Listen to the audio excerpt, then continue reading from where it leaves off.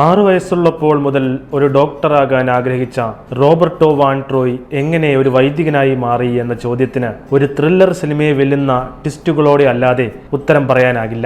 Medical മേഖലയിലെ താല്പര്യം മെക്സിക്കോയിലെ ന്യൂവോ ലിയോണിലെ മെഡിക്കൽ യൂണിവേഴ്സിറ്റിയിൽ 6 വർഷം പഠിക്കുന്നതിലേക്ക് റോബർട്ടോയെ നയിച്ചു. പിന്നീട് ജനറൽ സർജറിയിൽ 4 വർഷം കൂടി സ്പെഷ്യലൈസും ചെയ്തു. പ്രൊഫഷനുമായി ബന്ധപ്പെട്ട തിരക്കുകൾ മൂലം തന്റെ പ്രണയിനിക്ക് പ്രാധാന്യം നൽകാത്ത അവസരങ്ങളിലൂടെ റോബർട്ടോ സഞ്ചരിച്ചിരുന്നു. ഈ ബന്ധം ശക്തിപ്പെടുത്തുക എന്ന ലക്ഷ്യത്തിൽ ഇരുവരും ഒരു കൗൺസിലറെ കണ്ടു. ഒരുമിച്ച് എല്ലാ ദിനവും ദിവ്യബലിയിൽ പങ്കെടുക്കുക എന്ന മാർഗമാണ് കൗൺസിലർ ഇവർക്ക് നൽകിയ നിർദ്ദേശം. അല്പം ബുദ്ധിമുട്ടോടെയാണെങ്കിലും തന്റെ പ്രണയിനിക്കൊപ്പം റോബർട്ടോ ദേവാലയത്തിൽ പോയി വിശുദ്ധ ബലിയിൽ പങ്കെടുത്തു. പിന്നീട് അതെല്ലാ ദിവസവും ആവർത്തിക്കാൻ തുടങ്ങി. പക്ഷേ പ്രണയിനിയുമായുള്ള ബന്ധം ഉപേക്ഷിക്കേണ്ടി വന്നെങ്കിലും താൻ പങ്കെടുത്ത ഓരോ ദിവ്യബലികളും റോബർട്ടോയിൽ യേശുവുമായി ഒരു ബന്ധം വളർത്തിയെടുക്കാൻ കാരണമായി മാറി. അതുകൊണ്ട് തന്നെ ദിവ്യബലി ആ ചെറുപ്പക്കാരന്റെ ജീവിതത്തിന്റെ ഭാഗമായി തന്നെ മാറി. ഒരു ദിവസം ദിവ്യബലിക്കിടെ വൈദികൻ നടത്തിയ പ്രസംഗം കേട്ടപ്പോൾ തന്നോട് ദൈവം നേരിട്ട് സംസാരിക്കുന്ന പോലെ റോബർട്ടോയ്ക്ക് തോന്നി.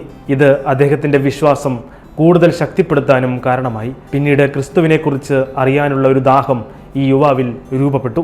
ബൈബിൾ പഠനങ്ങളിൽ ഏർപ്പെട്ടും ആത്മീയതയെക്കുറിച്ചുള്ള പുസ്തകങ്ങൾ വായിച്ചും റോബർട്ടോ ദൈവത്തിലേക്ക് കൂടുതലായി അടുക്കാൻ ശ്രമിച്ചു. തൻ്റെ രോഗികളിൽ ചിലർ തന്നിൽ ക്രിസ്തുവിൻ്റെ മുഖം കാണുന്നുണ്ടെന്ന് പറയുമ്പോൾ ഒരു ഡോക്ടർ എന്ന നിലയിൽ എനിക്ക് സംതൃപ്തി തോന്നിയിരുന്നതായി റോബർട്ടോ പറയുന്നു. പക്ഷേ റോബർട്ടോയെ പുരോഹിതനാക്കി മാറ്റാൻ കാരണക്കാരനായത് തൻ്റെ സുഹൃത്തിൻ്റെ അമ്മയായിരുന്നു. ക്യാൻസർ ബാധിതയായ റോബർട്ടോയുടെ സുഹൃത്തിൻ്റെ അമ്മ മരണപ്പെടുന്നതിന് 2 ആഴ്ച മുമ്പ് അദ്ദേഹത്തോട് ഒരു ദർശനം എന്ന പോലെ നിങ്ങളൊരു പുരോഹിതനാകുമെന്ന് പറയുകയായിരുന്നു.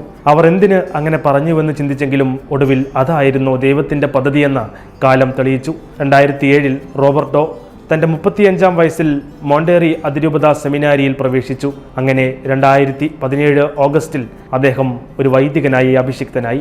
ഈ ലോകത്തിന്റെ ചിന്തയിൽ റോബർട്ടോയുടെ തീരുമാനത്തെ മണ്ടത്തരമെന്ന് വിശേഷിപ്പിക്കുന്നവരുണ്ടാകും. ഒരുപാട് സമ്പത്തും പ്രശസ്തിയും ലഭിക്കാവുന്ന മേഖല ഉപേക്ഷിച്ചാണ് അദ്ദേഹം ഒരു വൈദികനായത്. പക്ഷേ ദൈവത്തിന്റെ പദ്ധതി തിരിച്ചറിഞ്ഞ് ആ വഴിയിലൂടെ സഞ്ചരിക്കുമ്പോൾ അതൊന്നും ഒരു തടസ്സമല്ലെന്ന് തൻ്റെ ജീവിതത്തിലൂടെ ഈ യുവാവ് കാണിച്ചു തന്നു.